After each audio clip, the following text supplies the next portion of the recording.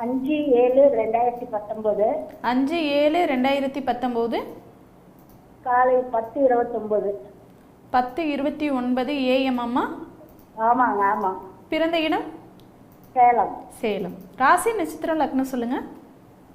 கடக ராசி சிம்ம லக்னம். கடக ராசி சிம்ம லக்னம்.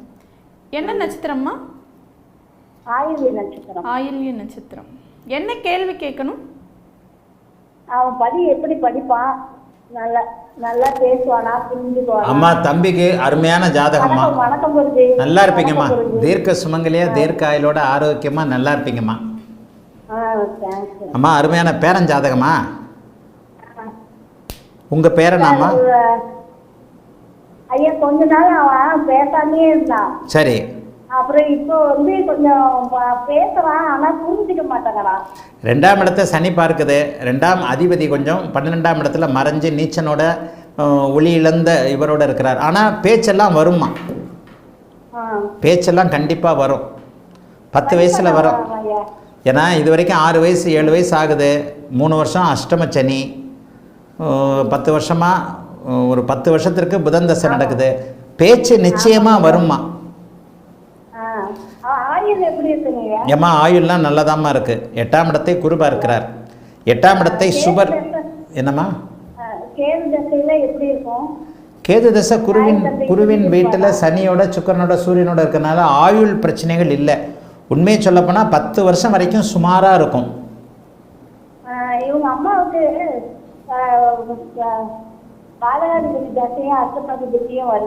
சரி. 4ல் குரு இருக்கிறது அம்மாவை பெரிய அளவில் பாதிக்காது. மனசளவில் வருமானத்தளவில் பாதிக்கும். அம்மாவுக்கு கண்டெல்லாம் இல்லை. சந்திரன் என்னதான் இருந்தாலும் ஆட்சியாக இருக்கிறார். சந்திரன் அமாவாசைக்கு பக்கத்தில் தான் இருக்கிறார். ஆனால் என்ன இருந்தாலும் சந்திரன் ஆட்சியாக இருக்கிறார். சூரியன் 18 டிகிரி, சந்திரன் 21 டிகிரி. அப்போ 2 பேருக்கும் நடுவில் 3 நாள் அமாவாசையை விட்டு வெளியே வந்துட்டார். அமாவாசையை விட்டு வெளியே வந்துட்டு சந்திரன் ஆட்சியாக இருக்கிறார். 12ல் இருந்தாலும் குருவின் பார்வையில் இருக்கிறார்.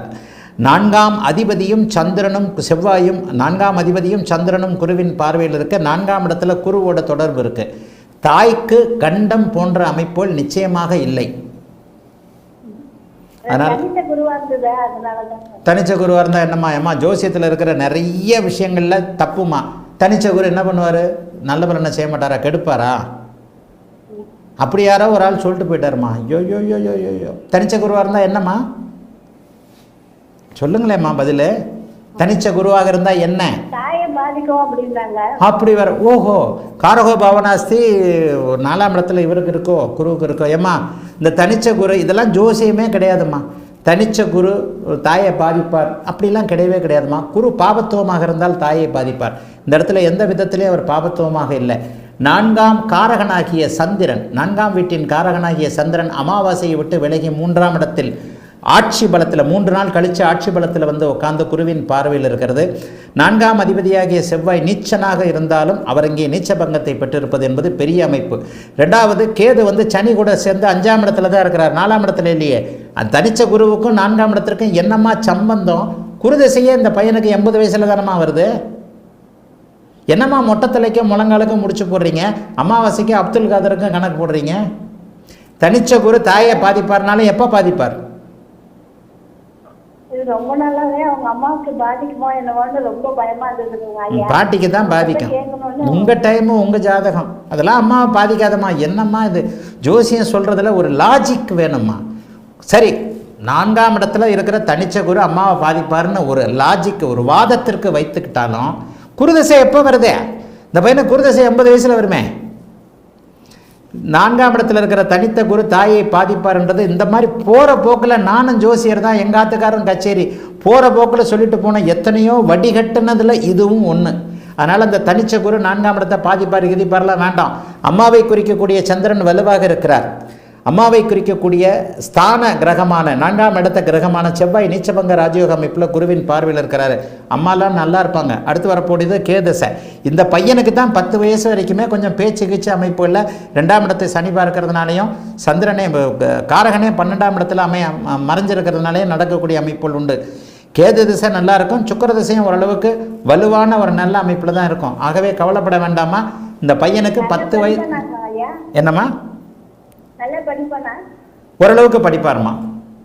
நல்லா ஃபஸ்ட் ரேங்க் எடுப்பார், அப்படி இப்படிலாம் நான் சொல்ல மாட்டேன். ஆனால் ஃபெயிலாக போக மாட்டார். 60 மார்க் 70 மார்க்குக்கு மேலே எடுக்கக்கூடிய ஜாதகம் தான் இது. ஏன்னா 4ஆம் இடம் வலுவாகத்தான் இருக்கிறது. நீங்கள் கேட்டு கேட்டு சுற்றி சுற்றி அம்மாவை பற்றியும் கல்வியை பற்றியும் இதை பற்றியும் தான் வரீங்க. ஆனால் அந்த 4ஆம் பாவகம் வலுவாக தான் இருக்குது. ஆகவே அடுத்து நடக்கக்கூடிய கேது திசை கூட குருவின் வீட்டில் தான் சனி கூட இருக்கிறார், சுக்கிரனுடைய பார்வையில் இருக்கிறார்.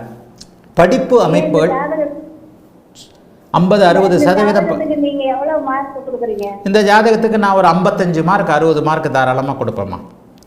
சூரியனை சனி பார்ப்பது போன்ற அமைப்பு 55 மார்க் கொடுத்தாலே போருமா. வாழ்க்கையில் அவர் கண்டிப்பாக நல்ல அமைப்பில் வருவார். எதிர்காலத்தில் வரக்கூடிய சூரிய சந்திர திசைகள் நல்லாவே இருக்குது.